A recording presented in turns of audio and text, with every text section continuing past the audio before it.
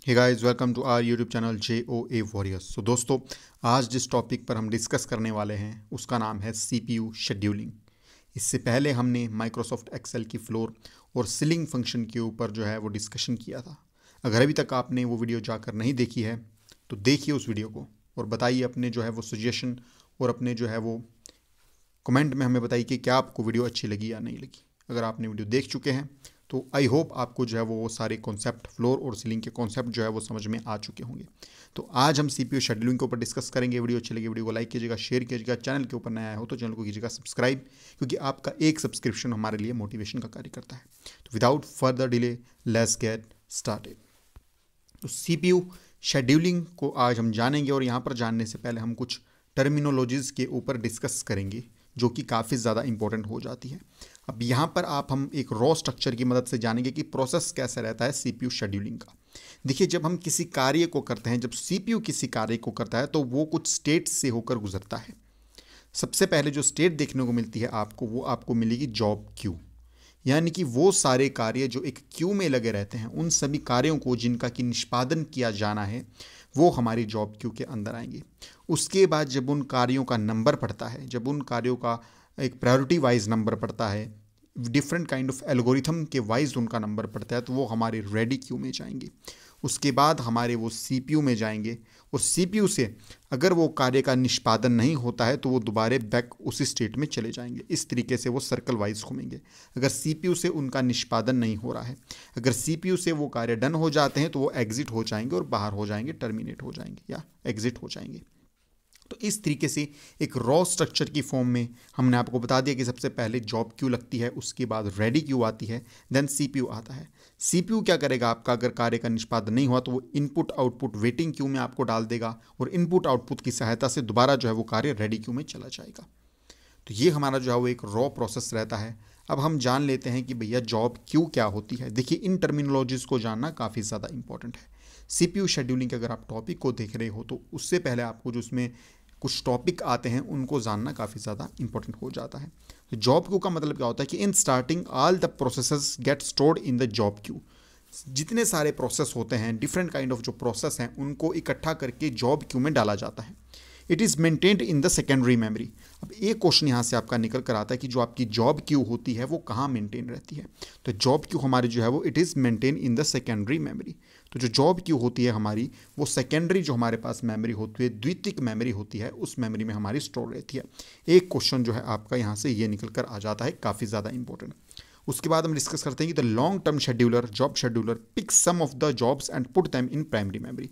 तो जो हमारा लॉन्ग टर्म शेड्यूलर होता है, देखिए लॉन्ग टर्म शेड्यूलर होता है वो क्या करता है, लॉन्ग टर्म शेड्यूलर किसका पार्ट होता है, ये जॉब शेड्यूलर का पार्ट होता है। तो दूसरा क्वेश्चन आपका ये पूछा जा सकता है कि जो जॉब शेड्यूलर होता है उसे और किस नाम से जाना जाता है। ये दो क्वेश्चन आपके यहाँ से निकल कर आ जाते हैं। तो जो जॉब शेड्यूलर है उसे जो है वो लॉन्ग टर्म शेड्यूलर के नाम से जाना जाता है। तो इसका कार्य क्या रहता है कि ये उन कार्यों को जो कि आपके क्यू में लगे हुए हैं, जो कि एक लाइन में लगे हुए हैं, उन कार्यों को पिक करता है और उनको पिक करके प्राइमरी मेमोरी में डाल देता है। अब यहाँ से क्वेश्चन ये बनता है कि पिक करने का क्या प्रोसेस रहता है। कुछ प्रेफरेंस रहती होगी, तो वो सभी हमारी जो प्रेफरेंस है वो एल्गोरिथम्स के अंदर आती हैं, जिनके कि मैं एग्जाम्पल आपको बताता हूँ। First come first serve, round robin algorithm, short जो आपकी short term algorithm, priority algorithm. तो इन सभी एल्गोरिथम के बारे में हम बाद में डिस्कस करेंगे, इनको भी बाद में छोड़ देते हैं। फिलहाल आप जॉब क्यू को समझ लीजिए। तो तीसरा क्वेश्चन आपका यहाँ से क्या निकल कर आता है कि जो पिक करने का कार्य होता है, जॉब क्यू में से जो जॉब्स को पिक करता है, कार्यों को पिक करता है, उठाता है, वो काम किसका होता है। तो लॉन्ग टर्म शेड्यूलर का ये काम होता है। ये तीन क्वेश्चन आपके यहाँ से बन के आ जाते हैं। देखिए, इन ऐसी ऐसी छोटी चीज़ों से आपके क्वेश्चन बनकर आ जाते हैं। कोई लेंथी सब्जेक्ट नहीं है कंप्यूटर। कंप्यूटर बहुत ही शॉर्ट सब्जेक्ट है। फ़र्क इतना होना चाहिए कि आपको पता होना चाहिए आपने कहाँ से पढ़ना है। तो सपोज़ कीजिए आप एक लाइन में लगे हो, तो अगर आपकी थोड़ी बहुत सिफारिश चलती है तो वहाँ से क्या करता है, सिफारिश अगर आपकी चलती है या आप कुछ फेंकते हो, अंदर पर्चा फेंकते हो, तो वहाँ से लाइन में से आपको निकाल देगा। तो वो काम कौन करेगा, लॉन्ग टर्म शेड्यूलर का वो काम होगा। उसके बाद रेडी क्यू। अब लॉन्ग टर्म शेड्यूलर को क्या हो, जो हमारा आपका जॉब क्यू होगा, मतलब कि सारी लाइन लगी हुई है, फीस जमा या बिल जमा कराने के लिए सारी लाइन लगी हुई है। वैसे ही कंप्यूटर में लाइंस लगी हुई हैं, किसके लिए? जॉब्स के लिए, जो आपने कंप्यूटर को कार्य दिया है। उसके बाद रेडी क्यू क्या होती है? Ready queue it is maintain in the primary memory. सीधा क्वेश्चन निकल कर आता है इस पीपीटी से कि रेडी क्यू कहाँ से आता है? प्राइमरी मेमोरी में से। जो आपका जॉब क्यू लगेगा वो सेकेंडरी मेमोरी में, और जो रेडी क्यू होगी आपकी वो कौन सी होगी? प्राइमरी मेमोरी में। The short term scheduler picks the job from the ready queue and dispatch to the CPU for the execution. तो वहां पर आपका जब जॉब क्यू में हम कार्य कर रहे थे तो वहां पर कौन कार्य कर रहा था? वहां हमारे ये भाई साहब जी कार्य कर रहे थे, जिनका नाम है long term scheduler. Long term scheduler जी कार्य कर रहे थे जॉब को पिक करने के लिए। किसके लिए? जॉब क्यू में से। अब जॉब क्यू में से जो छटा छटा माल आया, जिस सिफारिश करके माल आया, वो कहाँ आया? रेडी क्यू में। और उस रेडी क्यू को निकालने का काम किसका होता है? शॉर्ट टर्म शेड्यूलर का। जो शॉर्ट टर्म शेड्यूलर होता है वो क्या करता है? रेडी क्यू में से जो है वो इंपॉर्टेंट टास्क को उठाता है और कहाँ उनको डिस्पैच करता है? सीपीयू में उनको भेज देता है। तो 2 क्वेश्चन आपके यहाँ से निकल कर आ जाते हैं। 5 क्वेश्चन आपके इन 2 स्लाइड से भी निकल कर आ गए हैं। 5 इंपॉर्टेंट क्वेश्चन है। तो ध्यान दीजिएगा कि कौन सा होता है। जॉब क्यू कौन मेंटेन करता है? Secondary memory. रेडी क्यू कौन मेंटेन करता है? Primary memory. जॉब क्यू में से सिफारिश देके काम उठाने का कार्य किसका होता है? लॉन्ग टर्म शेड्यूलर का। और जो काम वो उन्होंने उठा दिए, जो 4-5 बंदे उसने या फिर कार्य सिलेक्ट करके रेडी क्यू में भेजे, वहां से प्रायोरिटी उठा के और सीधा टॉप में भेजने का काम किसका होता है? रेडी क्यू का। और रेडी क्यू में किसका कार्य होता है? शॉर्ट टर्म शेड्यूलर का। तो ये 2 क्वेश्चन आपके निकल कर आ जाते हैं कि what is the difference between short term scheduler and long term scheduler, ये कहाँ कार्य करते हैं। तो इस तरीके से आपके 2 क्वेश्चन निकल कर आ गए। उसके बाद वेटिंग क्यू हमारे पास आ जाती है। क्या आ जाती है? Waiting queue. तो वेटिंग क्यू को भी एक बार जान लेते हैं कि क्या होती है। When the process need some input output operation in the order to complete its execution. जब प्रोसेस को, जो हमने कार्य उठाकर कहाँ से दे दिया है? रेडी क्यू में से जो कार्य हमने निष्पादन के लिए दिया है या कार्यान्वयन के लिए दिया है, उस कार्य को जब किसी इनपुट आउटपुट प्रोसेस की आवश्यकता पड़ती है तो वो हमारा कहाँ जाता है? वेटिंग क्यू में जाता है। तो then operating system changes the state of the process from running to waiting. तो ये काफ़ी ज़्यादा इंपॉर्टेंट क्वेश्चन कि रनिंग से हमारा वेटिंग में कार्य क्यों जाएगा। रनिंग, हमारा कोई कार्य रनिंग प्रोसेस में है और वहाँ से वो वेटिंग प्रोसेस में क्यों जाएगा? तो वो इसलिए जाएगा ताकि उस कार्य के निष्पादन के लिए कुछ इनपुट आउटपुट सिस्टम की आवश्यकता पड़ रही है। किसी इनपुट आउटपुट सिस्टम की आवश्यकता के बिना वो कार्य, आपका कार्य काम नहीं करेगा। सपोज कीजिए आप कोर्ट में जा रही हो एफिडेविट बनाने के लिए, आपने लाइन लगाई हुई है, कहाँ? नोटरी के बाहर आपने लाइन लगाई हुई है, जहाँ पर कि टाइपराइटर बैठे होते हैं, आपका वो एफिडेविट टाइप करते हैं। तो अब आपके पास 20-25 बंदों की लाइन है, तो वहाँ से सपोज कीजिए कोर्ट का एक आदमी आता है और आपके नाम की सिफारिश करता है कि यार इस बंदे का टाइप पहले कर दे। तो आप सीधे उठ के कहाँ चले गए? जॉब लॉन्ग, जो आपका जॉब क्यू होता है वहाँ से उठ के कहाँ चले गए? सिफारिश के बलबूते पर। कहाँ पर? सीधा टाइपराइटर के पास। अब टाइपराइटर आपका वो क्या करेगा? टाइप कर देगा। अब वहाँ से वो प्रेफरेंस किसको देगा? टाइपराइटर वाला जो प्रेफरेंस है वो आपके पास प्रेफरेंस देगा आपको। तो आप कहाँ हो? ऑलरेडी आप रेडी क्यू में हो। वहाँ से वो उठा के सीधा कहाँ भेज देगा आपको? तहसीलदार के पास। तहसीलदार के पास आपको वो भेज देगा कि भाई हमने यहाँ कार्य पूरे कर दिए हैं, एफिडेविट बना दिया, इसके ऊपर आप साइन कर दीजिए। अब एफिडेविट आपका जो आपका गया है, अब आप कहाँ गए हो? अब आप गए हो एग्जीक्यूशन के लिए सीपीयू के पास, मतलब माने कि तहसीलदार जी के पास। अब वहाँ पर आप जब जाओगे तो अब आपका कार्य, अगर आपका डॉक्यूमेंट पूरा सही होगा तो वो सीपीयू से आपका कार्य बिल्कुल सही हो जाएगा। मतलब जो तहसीलदार है वो आपके कार्य के ऊपर साइन करके डॉक्यूमेंट को क्लियर कर देगा। मतलब कि अगर आपके उस जॉब में, उस कार्य में कोई इनपुट आउटपुट की आवश्यकता नहीं पड़ती है तो आपका कार्य एग्जीक्यूट हो जाएगा। परंतु अगर वहाँ पर उस कार्य में कोई कमी पड़ेगी तो वहाँ पर तहसीलदार आपको दोबारा जो है वो नोटरी के पास भेज देगा कि इस डॉक्यूमेंट को पूरा कीजिए। तो वही वहाँ पर काम किसका होता है? वेटिंग क्यू का। क्यों? क्योंकि अगर आप तहसीलदार के पास से वापस जाओगे तो आपको वेट करना पड़ेगा। और वही यहाँ पर काम किसका होगा कि अगर आपको कुछ इनपुट आउटपुट सिस्टम के लिए परफॉर्म करना है तो आपको क्या करना पड़ेगा? आपको वेट करना पड़ेगा। तो प्रोसेस आपका क्या है? रनिंग स्टेट से कहाँ चला जाएगा? वापिस उसी परिस्थिति में। तो वो क्या कहलाएगा? वेटिंग। मतलब कि if a process converts from running state to the waiting state it will known as waiting queue. और ये क्यों होगा? ताकि आपके उस प्रोसेस में इनपुट आउटपुट सिस्टम की आवश्यकता पड़ रही है। The context TCB also associated with the process gate stored on the waiting queue। तो जो प्रोग्राम काउंटर बोर्ड होता है आपका, कॉन्टेक्स्ट होता है, वो भी इससे ही रिलेटेड होता है। When the process finishes the input output system, तो जो आपका वेटिंग एरिया से दोबारा कहाँ पर जाएगा, वो क्यू में जाएगा। ठीक है जी। The process gets stored on the waiting queue which will be used by the processor when the process get finishes the input output system। तो जब आपका प्रोसेस इनपुट आउटपुट सिस्टम को जो क्लियर कर लेगा उसके बाद वो दोबारा आपका रेडी क्यू में चला जाएगा। तो इस तरीके से आपका प्रोसेस देखने को मिलता है। तो देखिए यहाँ पर यही प्रोसेस हम आपको दिखाने की कोशिश कर रहे हैं। आपका जॉब क्यू में है, तो जॉब क्यू से आपके लॉन्ग टर्म शेड्यूलर ने क्या किया, रेडी क्यू में जो है आपको भेज दिया। जॉब क्यू से कहाँ भेज दिया, रेडी क्यू में आपका जो है प्रोसेस भेज दिया, इस तरीके से लॉन्ग टर्म शेड्यूलर की सहायता से। परंतु किसी कारणवश आपने क्या किया, किसी कारणवश आपका जो प्रोसेस है उसमें कुछ इनपुट आउटपुट की आवश्यकता है, तो वो आपका कहाँ जाएगा, वो आपका सीधा रेडी क्यू से उठाकर, अगर उसमें इनपुट आउट की आवश्यकता नहीं है तो वहाँ आपके क्या करेगा, शॉर्ट टर्म शेड्यूलर कार्य करेगा, और शॉर्ट टर्म शेड्यूलर कहाँ जाएगा, सीपीयू के पास जाएगा। परंतु अगर उसे यहाँ ऐसा लगेगा कि यहाँ पर किसी इनपुट आउटपुट कार्य की आवश्यकता पड़ रही है, आपका जो कार्य आपने सीपीयू को दिया गया है वो पूरा नहीं है, तो वो वापस कहाँ भेज देगा, इनपुट आउटपुट क्यू में भेज देगा, और उसके बाद इनपुट आउटपुट क्यू में जाके वहाँ पर इनपुट आउटपुट सिस्टम लगेगा और वो द्वारा आपका रेडी क्यू में चला जाएगा। उसके बाद वो दोबारा सीपीयू के पास जाएगा और कार्य के निष्पादन होने के बाद वो एग्जिट हो जाएगा। तो इस तरीके से आपका जो क्यूज़ हैं वो सारी क्यूज़ कार्य करती हैं। अब हम बात करते हैं सीपीयू शेड्यूलिंग के ऊपर कि सीपीयू शेड्यूलिंग ऑपरेटिंग सिस्टम में होती क्या है। Scheduling of processes work is done to finish the work on time. तो आपके पास डिफरेंट काइंड ऑफ प्रोसेसेस दिए गए हैं, उन सभी प्रोसेस को एक पर्टिकुलर टाइम पर समाप्त करने के लिए जो है वो शेड्यूलिंग का उपयोग किया जाता है। CPU scheduling is a process that allows one process to use the CPU while another process is delayed due to unavailability of the resources such as input output system।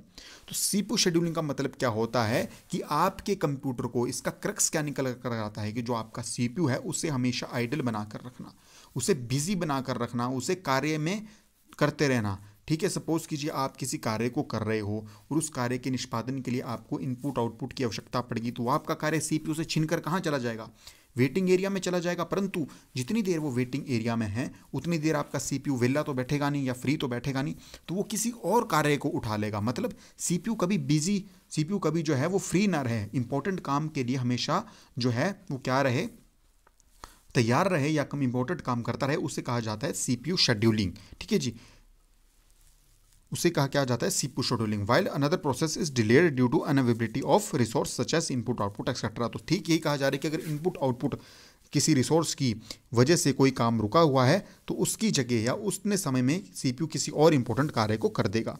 दस making full use of CPU. तो इसका मतलब क्या होता है, आपसे सीधा पूछा जा सकता है कि सीपीयू शेड्यूलिंग होती है, उसका कार्य किस लिए किया जाता है, ताकि आप जो है उस सीपीयू का फुल तरीके से यूज़ कर पाओ। Thus making the full usages of CPU, मतलब कि आप सीपीयू को पूर्ण तरीके से इस्तेमाल किए जाओ। इस तरह सीपीयू शेड्यूलिंग का ऑपरेटिंग सिस्टम में कार्य रहता है। The purpose of CPU scheduling is to make the system more efficient, faster and fairer. तो ये काफ़ी ज़्यादा इंपॉर्टेंट यहाँ से पॉइंट निकल कर आ जाता है कि सीपीयू शेड्यूलिंग का पर्पज क्या रहता है कि आपका जो सिस्टम है उसको काफ़ी ज़्यादा इफेक्टिव बनाएं, एफिशिएंट बनाएं, काफ़ी ज़्यादा तेज़ बनाएं और काफ़ी ज़्यादा फेयर करें। मतलब कार्य करने के लिए वो एकदम चुस्त दुरुस्त हो, एकदम कार्य को करने के लिए वो हमेशा अलर्ट रहे। तो ये आपका सीपीयू शेड्यूलिंग का कार्य या पर्पज रहता है। अब हम पूछ लेते हैं कि भाई प्रोसेस क्या रहता है आखिरकार। इतनी देर से हम बात कर रहे हैं जॉब क्यू की, जॉब क्यू में प्रोसेस जाते हैं, तो आखिरकार प्रोसेस होता क्या है इसके बारे में हम डिस्कस करेंगे। तो in computing a process is a instance of computer program that is being executed by one और मैनी थ्रेड्स। तो एक या एक से ज़्यादा टुकड़ों से बने हुए किसी एक प्रोग्राम को क्या कहा जाता है, प्रोसेस कहा जाता है। क्वेश्चन आपसे पूछा जा सकता है। सॉफ्टवेयर के केस में हम क्या पढ़ते थे कि software is a combination of several one और मोर देन वन मॉड्यूल्स। तो सॉफ्टवेयर के केस में हम मॉड्यूल्स के बारे में डिस्कस करते थे। डेफिनेशन सेम वही रहेगी, पर यहाँ पर मॉड्यूल्स की जगह थ्रेड आ जाएगा। तो एग्जाम में 110% आपको ये पूछा जा सकता है कि जो प्रोसेस है वो किन को मिलकर बना होता है, मॉड्यूल्स और थ्रेड्स। तो वहाँ पर आपको कंफ्यूज मत होना है। सॉफ्टवेयर के केस में आपका मॉड्यूल जाएगा और प्रोसेस के केस में आपका क्या आ जाएगा, थ्रेड आ जाएगा आपका। तो ये आपका माइनर सा एक डिफरेंस रहता है। तो इस लाइन को आप अंडरलाइन कर लीजिए या कहीं नोट कर लीजिए। उसके बाद हम और जानते हैं कि it contains the program code and is activity. तो थ्रेड्स क्या करता है कि जो हमारा प्रोसेस होता है वो क्या कंटेन करके रखता है, वो हमारे प्रोग्राम कोड्स को और एक्टिविटी को जो है वो कंटेन करके रखता है depending on the operating system. जिस ऑपरेटिंग सिस्टम के अंदर वो प्रोग्राम रन कर रहा है उस प्रोग्राम की वो क्या करता है, एक्टिविटी का कोड जो है या प्रोग्राम का कोड है उसे जो है वो स्टोर करके रखता है। अ प्रोसेस में be made up of multiple threads of execution that executes instruction concurrently. तो मतलब यहाँ पर यही पूछा जा रहा है कि प्रोसेस किससे मिलकर बना होता है, वन और मोर देन वन थ्रेड से मिलकर आपका बना होता है। तो यहाँ से आपका एक क्वेश्चन निकल कर आ जाता है। अब हम अगले टॉपिक के ऊपर चलते हैं। यहाँ पर हम जान लेते हैं कि वेरियस टाइम प्रोसेस कौन कौन से रहते हैं। टाइम जो हमारे प्रोसेस होते हैं वो कौन कौन से रहते हैं, तो एक हमारा होता है अराइवल टाइम, दूसरा हमारा होता है वेटिंग टाइम, तीसरा होता है रिस्पॉन्स टाइम, चौथा होता है बर्स्ट टाइम, पांचवा होता है कंप्लीशन टाइम और छठा होता है टर्न अराउंड टाइम यानी कि TAT। अब यहाँ से आप इसका या स्क्रीनशॉट ले लीजिएगा इसका, या फिर आप जो है वो कहीं लिख लीजिएगा। यहाँ से आपका क्वेश्चन आने के चांसेस काफ़ी ज़्यादा हैं। ऑप्शन में दे देगा कि which one of the following is not the various time of processes. तो आपको 4 ऑप्शन दे देगा, उनमें से आपको पिक करना है। तो इस टाइम को आप दाखिल लीजिए, मतलब कि अराइवल टाइम आपका प्रोसेस पहुंचा है, वेटिंग टाइम मतलब कि अगर ऑलरेडी काफ़ी ज़्यादा प्रोसेस है तो वो वेट कर रहा है, रिस्पॉन्स टाइम मतलब कि जब आपका वो प्रोसेस अंदर गया तो CPU ने उसे एग्जीक्यूशन करने में जो टाइम लिया वो आपका रिस्पॉन्स टाइम, बर्स्ट टाइम मतलब कि वो कंप्लीट करने के पीक पर है, कंप्लीशन टाइम कितने समय में उसने कंप्लीट किया, और टर्न अराउंड टाइम मतलब कि अराइवल टाइम और टर्न अराउंड टाइम के बीच का, अराइवल टाइम और कंप्लीशन टाइम के बीच का जितना भी समय होता है वो टर्न अराउंड टाइम हो जाता है। तो इसके बारे में हम डिस्कस करते हैं। छोटी छोटी ये क्या है, टर्मिनोलॉजीज हैं। इन टर्मिनोलॉजीज को समझना काफ़ी ज़्यादा इंपॉर्टेंट है आपके लिए, और यही हमारा जो है वो CPU शेड्यूलिंग के बैकबोन की तरह कार्य करता है। तो what are the different terminologies to take care of any CPU scheduling algorithm. तो CPU शेड्यूलिंग एल्गोरिथम में जो टर्मिनोलॉजीज होती हैं उसके बारे में हम डिस्कस करते हैं। तो अराइवल टाइम क्या होता है, time at which the process arrives in the ready Q.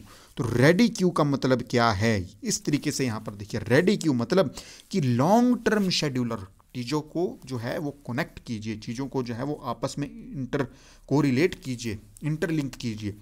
कि जब, अब ऐसा तो है नहीं कि जैसा आपको यहाँ बताया गया वो सीधा उठाकर, वो मेरे चाचा जी का भतीजा तो है नहीं कि, या फिर मेरे चाचा जी का बेटा तो है नहीं कि वो सीधी उठाकर यहाँ से दे देगा भाई कि वारियों से जो है वो उठा कर दे। तो वो पूछ घुमा सकता है, तो अपने दिमाग को भी घुमाइए कि अराइवल टाइम क्या होगा, time at which the processes arrive in the ready Q. तो वो समय जब हमारा प्रोसेस है वो रेडी क्यू के अंदर आ जाता है। अब यहाँ से रेडी क्यू का मतलब क्या होता है, प्राइमरी मेमोरी। यहाँ से इस तरीके से जो है वो क्वेश्चन को कोरिलेट कीजिए। तो ये आपको ये भी पूछा जा सकता है कि time at which the process arrives in the ready queue और the time at which the processes arrive in the primary memory. तो वो क्या कहा जाएगा, अराइवल टाइम। डायरेक्ट क्वेश्चन आपका यहाँ से पुट ऑफ हो सकता है एज अ वन लाइनर की फॉर्म में, जो आपको मैं हमेशा से बोलता हूँ। तो यहाँ पर आपका ये भी पूछा जा सकता है कि उस प्रोसेस को क्या कहा जाता है, या उस प्रोसेस को क्या कहा जाता है जब आपका लॉन्ग टर्म शेड्यूलर जो हमारा कार्य करता है कहाँ, जॉब क्यू से, जो हमारा लॉन्ग टर्म शेड्यूलर होता है वो प्रोसेस को उठाकर कहाँ भेजता है, शॉर्ट टर्म शेड्यूलर के पास भेजता है। तो वो क्या कहलाता है, अराइवल टाइम। ये क्वेश्चन भी आ सकता है। चीज़ों को इंटरलिंक कीजिए, कोरिलेट कीजिए। कॉन्सेप्ट जितने ज़्यादा क्लियर होंगे चीज़ें उतनी ज़्यादा आसान होती चलेंगी। तो इस तरीके से कोरिलेट कर कर पढ़ा कीजिए, मज़ा आ जाएगा, कसम से बता रहा हूँ। तो अराइवल टाइम क्या होता है, time at which the process arrive in the ready queue और इन द प्राइमरी मेमोरी, और the time at which when the long term scheduler picks up some jobs and throw it into the ready queue. तो ये भी हमारा क्या होता है, arrival time. अब इसके बाद हम क्या पढ़ते हैं, कंप्लीशन टाइम। की कंप्लीशन टाइम आखिरकार क्या होता है, तो time at which process completes it's execution. तो वो सारा टाइम जिसमें कि हमारा जो प्रोसेस है अपने कार्य को कार्यान्वित कर देता है, तो उसे क्या कहा जाता है, हमारा कंप्लीशन टाइम कहा जाता है। Time at which process complete its execution, पूरे कार्य के निष्पादन में लगा समय क्या कहलाएगा, कंप्लीशन टाइम। आगे हम पढ़ते हैं बर्स्ट टाइम, काफ़ी ज़्यादा इंपॉर्टेंट। बर्स्ट टाइम के ऊपर प्रकाश आप अलग से डालिएगा, किसी और टॉर्च की सहायता से ये आ जाता है एग्जाम में। तो बर्स्ट टाइम क्या होता है, time required by a process for CPU execution. मतलब कि CPU को एग्जीक्यूट करने में जो टाइम लग रहा है, time required by a process for CPU execution. एक प्रोसेस के द्वारा CPU की एग्जीक्यूशन में लगा हुआ समय क्या कहलाता है, बर्स्ट टाइम। डिट्टो यही आपकी स्टेटमेंट निकल कर आ जा सकती है। और उसके बाद हम बात करेंगे टर्न अराउंड टाइम यानी कि TAT, turn around time. Time difference between completion time and arrival time. मतलब कि कार्य एक तरफ से घुसा और दूसरी तरफ से निकला, उसके बीच में जितना भी टर्म समय लगा, मतलब कि जॉब क्यू से एग्जिट की फॉर्म में ये बीच में जितना भी हमारा कार्य लग रहा है ये क्या कहलाता है, TAT, मतलब कि टर्न अराउंड टाइम। क्या कहलाता है, टर्न अराउंड टाइम, मतलब कि जो हमारा कार्य कहाँ गया भैया, जॉब क्यू में गया, और उसके बाद कंप्लीट होने के बाद एग्जिट हो गया, तो इस बीच का जितना भी झमेला है वो क्या कहलाएगा, हमारा टर्न अराउंड टाइम। काफ़ी ज़्यादा क्वेश्चन पूछा यहाँ से जाता है। आप अगर आपने इन्वेस्टिगेशन ब्यूरो का पेपर दिया हो गया होगा, बैंकिंग का पेपर दिया गया होगा, तो वहाँ से ये क्वेश्चन पूछा जा सकता है, बर्स्ट टाइम और टर्न अराउंड टाइम, इसके साथ ही अराइवल टाइम और कंप्लीशन टाइम। अराइवल टाइम के ऊपर दोबारा चीज़ों को कोरिलेट करके देखिएगा, वीडियो समझ में नहीं आए दोबारा पीछे ले जाइएगा। उसके बाद वेटिंग टाइम क्या होता है, वेटिंग टाइम क्या होता है, तो time difference between turn around time and the burst time. इस चीज़ को आप याद रखिए कि टर्न अराउंड टाइम का मतलब क्या होता है, टर्न अराउंड टाइम और बर्स्ट टाइम के बीच का डिफरेंस क्या होता है, वेटिंग टाइम। मतलब कि एक कार्य आपका जो निष्पादन हो चुका है टर्न अराउंड टाइम के अंदर, अराइवल और डिपार्चर, आपका टाइम गया और निकला वो सारा टाइम, और मतलब कि वो टाइम जो इनपुट आउटपुट सिस्टम की आवश्यकता पड़ी और वो CPU से दोबारा कहाँ गया, वेटिंग टाइम में गया। तो जब हम उसको टर्न अराउंड टाइम को और बर्स्ट टाइम को माइनस करेंगे तो वहाँ से हमारा क्या निकल कर आ जाएगा, वेटिंग टाइम। ये डायरेक्ट इस तरीके की आपकी जो है वो कॉन्सेप्ट पूछा जा सकता है कि what is waiting time, the turn around time minus या subtract from the burst time, तो हमारा क्या निकल कर आ जाएगा, वेटिंग टाइम। काफ़ी ज़्यादा इंपॉर्टेंट है। उसके बाद अब इसकी सहायता से, इस इमेज की सहायता से मैं आपको बता देता हूँ। तो देखिए रेडी स्टेट में जब अब क्या होता है, अराइवल टाइम हमारा कहाँ आएगा, रेडी स्टेट में। अराइवल टाइम मतलब रेडी स्टेट में कि प्रोसेस हमारा आ चुका है। उसके बाद प्रोसेस को यहाँ पर किसने कार्य करा, देखिए छोटी छोटी चीज़ों को लेकर मैं आपके पास चलूँगा। प्रोसेस को कार्य किसने करा, आपका लॉन्ग टर्म शेड्यूलर ने। लॉन्ग टर्म शेड्यूलर ने यहाँ पर अपना खेला किया और अपना खेला करके यहाँ से चीज़ों को उठा लिया, इंपॉर्टेंट कार्य को उठाकर कहाँ फेंक दिया, रेडी स्टेट से, जॉब क्यू से उठाकर कहाँ भेज दिया, रेडी स्टेट से। सॉरी, यहाँ पर हमारा जो है जॉब क्यू हमें देखने को नहीं मिली, तो यहाँ पर जो हमारा शॉर्ट टर्म शेड्यूलर ने हमारा कार्य करा, शॉर्ट टर्म शेड्यूलर ने कार्य कहाँ किया और यहाँ से उसको उठाकर कहाँ भेज दिया, रन स्टेट में। तो इतना समय, जो समय रेडी स्टेट से रन स्टेट में जाने में लगा उसे क्या कहा जाएगा, वेटिंग टाइम। मतलब कि रेडी स्टेट से रन स्टेट में जाने में लगा समय क्या कहना जाएगा, वेटिंग टाइम कहलाया जाएगा। उसके बाद बर्स्ट टाइम, रन स्टेट से कंप्लीट स्टेट में जाने के लिए लगा समय, रन स्टेट से कंप्लीट स्टेट में डालने के लिए लगा समय हमारा बर्स्ट टाइम कहलाया जाएगा। इन इक्वेशन को आप याद रखिए। हमारा देखिए किस तरीके का है, completion time minus arrival time, यानी कि completion time minus arrival time is equal to किसके इक्वल होता है, waiting time plus burst time. तो ये आपकी इक्वेशन सीधी निकल कर आ सकती है। इंजीनियरिंग जब आप M.Tech पढ़ते हो, B.Tech पढ़ते हो, BCA पढ़ते हो, वहाँ पर आपके इन कॉन्सेप्ट को समझाया जाता है। अरिहंत, लूसेंट, इनकी किताबों में आपको ये कॉन्सेप्ट ढूंढ कर ही नहीं मिलेंगे। तो वहाँ पर आपको ये चीज़ें बताई जाती है कि हमारा क्या होता है, कंप्लीशन टाइम और रेडी टाइम किसके इक्वल होता है, waiting time plus burst time के इक्वल हमारा हो जाता है। उसके बाद टर्न अराउंड टाइम किसके इक्वल होता है, तो हमारा turn around time will be equal to the इसके completion time minus arrival time. तो इन दोनों टाइम के ऊपर अगर हम माइनस कर देंगे तो हमारा क्या निकल कर आ जाएगा, टर्न अराउंड टाइम। और टर्न अराउंड टाइम की हमारी एक और डेफिनेशन भी बन जाएगी, मतलब कि waiting time plus burst time will be equal to the turn around time. उसके बाद वेटिंग टाइम आ जाता है, तो वेटिंग टाइम क्या आएगा हमारे पास, ये हमने निकाला है, तो हमारे पास क्या आ जाएगा, यानी कि टर्न अराउंड टाइम, मतलब कि जितना टोटल हमारा कार्य लगा माइनस बर्स्ट टाइम, इतना हमारा टोटल कार्य लगा उसमें से हम बर्स्ट टाइम को माइनस करोगे तो हमारा क्या निकल कर आ जाएगा, वेटिंग हमारा टाइम निकल कर आ जाएगा। तो ये हमारी जो है वो इस को भी आप जो है वो स्क्रीनशॉट इसका ले सकते हो यहाँ से। उसके बाद देखिए यहाँ पर आपको दिखाएगा कि TAT की फुल फॉर्म क्या होती है, टर्न अराउंड टाइम, BT की फुल फॉर्म क्या होती है, बर्स्ट टाइम, और AT की फुल फॉर्म क्या होती है, अराइवल टाइम। तो ये आपकी जो स्लाइड है ये काफ़ी ज़्यादा इंपॉर्टेंट आपके लिए बन जाती है। अब हम देखते हैं कि things to take care while design as the CPU scheduling algorithm. अब CPU शेड्यूलिंग हमने पढ़ ली कि क्या होती है।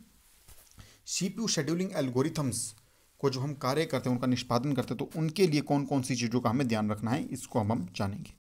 चलिए आइए फिर हम इस टॉपिक को भी जान लेते हैं कि क्या क्या किन किन चीज़ों का ध्यान रखना पड़ता है हमें CPU शेड्यूलिंग एल्गोरिथम को डिज़ाइन करते समय। इस के बारे में आज हम डिस्कस कर लेते हैं, क्योंकि जो हमने बताया था आपको पीछे जब हमने डिस्कस किया था कि कौन से हमारे वो तरीके होते हैं जिनसे कि जॉब्स को पिक किया जाता है, कि जॉब की प्रायोरिटी क्या रहेगी, जॉब का फंक्शन क्या रहेगा, तो वो सारी हमारी जो है वो क्या कहलाई जाती है, CPU शेड्यूलिंग एल्गोरिथम्स जो है हमारी कहलाई जाती हैं। तो उनको बनाने के लिए किन किन चीज़ों का हमारा ध्यान रखना है उनके बारे में आज हम डिस्कस करते हैं। इस पीपीटी की सहायता से या फिर इस स्लाइड की सहायता से। तो different CPU scheduling algorithms have different structure. तो जो हमारी different kind of scheduling algorithms होती हैं उनका स्ट्रक्चर भी अलग होता है, और वो डिपेंड किसके ऊपर करता है, वो डिपेंड इस चीज़ के ऊपर करता है कि आपकी जो एल्गोरिथम आपने दिया गया है, आपका जो जॉब है, जॉब क्यू है, उसका स्ट्रक्चर कैसा है, जो आपकी जॉब क्यू है या आपके प्रोसेस है उनका स्ट्रक्चर कैसा है, प्रोसेस किस तरीके से कार्य कर रहे हैं, तो वो आपका एक इंपॉर्टेंट फैक्टर हो जाता है।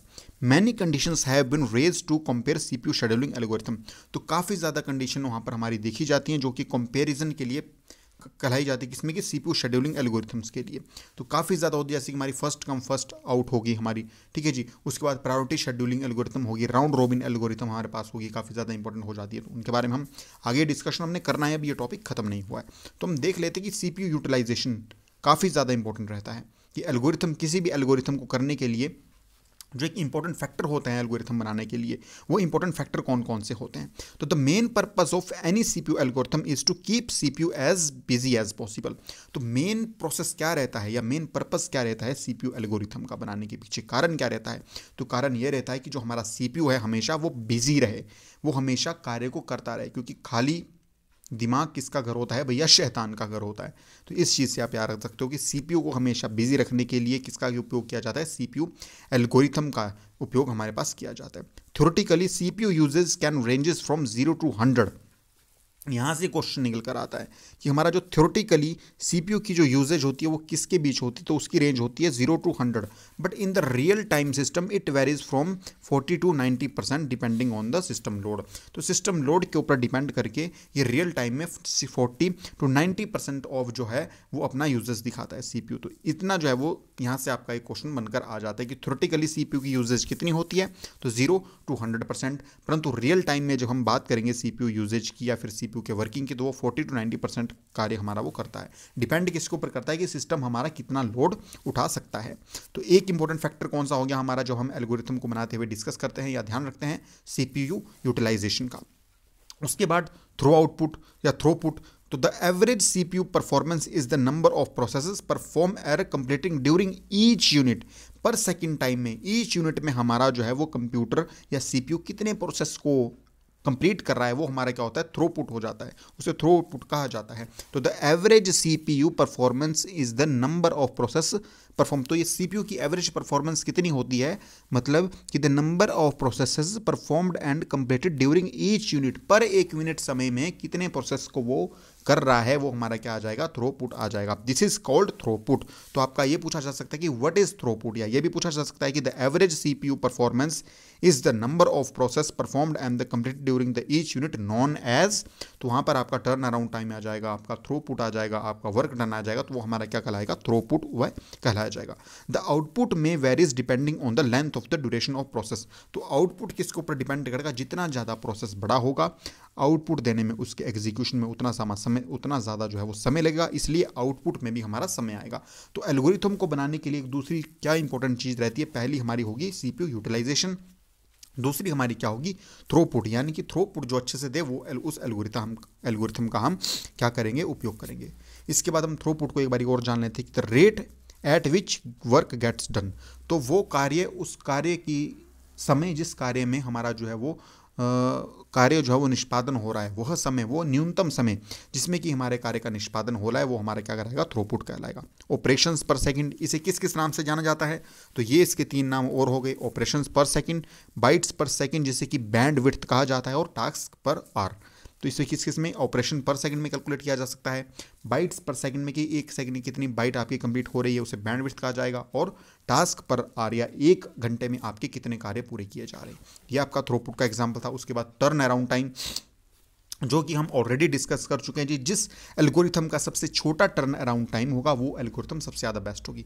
For particular process the important conditions are how long it takes to perform the process. तो वही बात कह रहा है कि पर्टिकुलर प्रोसेस में क्या देखा जाता है कि जितना लंबा एक प्रोसेस को करने में आपका कार्य लगेगा, वो उतनी बेकार आपकी एल्गोरिथम होगी। The time elapsed from the time of process delivery of the time of the completion is known as conversion time, and the conversion time is the amount of time spent waiting for the memory access, waiting line CPU and waiting for input output।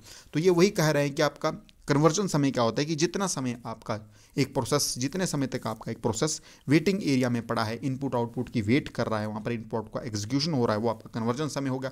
तो simple सी बात है कि turn around time जिस algorithm का जितना छोटा होगा वो एल्गोरिथम उतनी ज़्यादा बेस्ट होगी।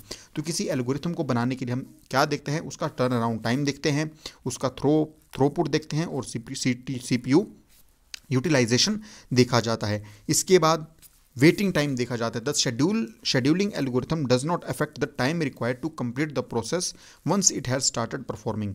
तो जो हमारा शेड्यूलिंग एल्गोरिथम होती है वो क्या इफेक्ट नहीं करती है, तो time required to complete the process once it had start performing, it only affects the waiting time of the process. तो ये हमारा जो है वो शेड्यूलिंग एल्गोरिथम किसका टाइम इफेक्ट करती है, वेटिंग टाइम को। क्योंकि अगर आपका जो है वो प्रोसेस में इनपुट आउटपुट की आवश्यकता पड़ेगी तो वो उसका जो है एग्जीक्यूशन नहीं हो पाएगा, वो एग्जिट नहीं हो पाएगा, तो उसको कहाँ भेजना पड़ेगा, वेटिंग टाइम में भेजना पड़ेगा। और वहाँ पर अब क्या पता एक ऑलरेडी जो आपका वर्क है वो आपका वेटिंग टाइम में हो रहा हो, इनपुट आउटपुट बिजी हो, तो आपका वो टाइम वहाँ पर कहाँ कंज्यूम हो जाएगा, उतना टाइम आपका जो है वेटिंग टाइम में उस टास्क को बैठना पड़ेगा। तो ये क्या करता है, it only affects the waiting time of the process such as time spent in waiting area में। तो वेटिंग टाइम आपका जो है वो एक काफ़ी ज़्यादा इंपॉर्टेंट रोल प्ले करता है। जितना ज़्यादा समय आपका जो प्रोसेस है वेटिंग टाइम में रहेगा, उसके जो है वो कार्यान्वयन में उतना ज़्यादा आपका समय ज़्यादा लगेगा। उसके बाद होता है response time. In a collaborative system the turn around time is not the best option. तो टर्न अराउंड टाइम आपका, अगर आपका देखिए कोलैबोरेटिव सिस्टम है, एक से ज़्यादा आप सिस्टम के ऊपर कार्यों का निष्पादन कर रहे हैं, तो वहाँ पर आपका जो है वो turn around time best time आपका नहीं होगा। द प्रोसेस में be produce something earlier and continue to the computing the new result while the previous result are release to the user. इसमें क्या हो सकता है कि आपका अगर आप एक से ज़्यादा सिस्टम के ऊपर बैठे हुए हो तो ये आपका पॉसिबल है कि एक सिस्टम पर आपके प्रोसेस जो है वो काफ़ी ज़्यादा जल्दी हो जाए और दूसरे प्रोसेस पर लेट हो जाए, तो इनके रिजल्ट में जो है आपका वेरी देखने को मिलता है। Therefore, another method is time taken in submission of the application process until the first response issues। तो इसके लिए हमारा एक और मेथड का उपयोग किया जाता है। इस मेथड की सहायता से हम क्या करते हैं कि हमारा तब तक उस कार्य का दूसरी बार निष्पादन नहीं होगा, दूसरे सिस्टम पर निष्पादन नहीं होगा जब तक उसका निष्पादन या उसका जो है वो प्रोसेस पहले सिस्टम पे आपका नहीं हो जाता है। जब आपके पहले सिस्टम का फाइनल रिजल्ट आ जाएगा उसके बाद आपका दोबारा उसका जो है वो क्या होगा, निष्पादन होगा। This measures is called response time, और यही आपका जो है वो रिस्पॉन्स टाइम कहलाता है। अब इसके बाद हम जान रहे थे कि what are the different types of CPU scheduling algorithm. तो CPU शेड्यूलिंग एल्गोरिथम कौन कौन सी होती हैं, जैसे कि first come first serve, priority algorithm, shortest job first algorithm, starvation का इसमें प्रोसेस रहता है, डेडलॉक का इसमें प्रोसेस रहता है। उन सभी टर्मिनोलॉजीज को हम जानेंगे नेक्स्ट वीडियो में। तब तक आप इस वीडियो को देखिए, जानिए इस वीडियो के बारे में किन किन चीज़ों के इस बारे में इसमें बताया गया है। काफ़ी ज़्यादा इंपॉर्टेंट इसमें जो है आपको क्वेश्चन मैंने बताए हैं। आई होप आपने वीडियो को अंडरस्टैंड किया होगा। वीडियो अंडरस्टैंड नहीं होती है तो आप जो है वीडियो को दोबारा देखिएगा, थोड़ा स्लो उसमें करके वीडियो को देख लीजिएगा, क्योंकि काफ़ी ज़्यादा इंपॉर्टेंट ये चैप्टर बन जाता है आपका। आपने मुझे एक क्वेश्चन बताना है कि वेटिंग एरिया ऑफ CPU किसे कहा जाता है। काफ़ी ज़्यादा बार मैं इस क्वेश्चन को डिस्कस कर चुका हूँ कि which is known as the waiting area of CPU। आपने मुझे इस चीज़ को बताना है। आई होप आपको आज की वीडियो अच्छी लगी होगी। आने वाली वीडियो में हम डिस्कस करेंगे कि डिफरेंट काइंड ऑफ जो है हमारी वो CPU शेड्यूलिंग एल्गोरिथम कौन कौन सी होती हैं, उनकी कंडीशन कौन कौन सी होती है, उनकी टर्मिनोलॉजीज कौन कौन सी उसमें देखने को मिलती हैं। तब तक आप हमारे साथ बने रहिए, वीडियो को देखिएगा। अगर आपने अभी तक चैनल को सब्सक्राइब नहीं किया है तो चैनल को सब्सक्राइब कीजिए। वीडियो अच्छी लगी वीडियो को लाइक कीजिएगा, शेयर कीजिएगा। आज के लिए बस इतना ही, मिलते हैं किसी और दिन किसी नई वीडियो में। तब तक गुड नाइट, जय हिंद, जय भारत, शब बखैर।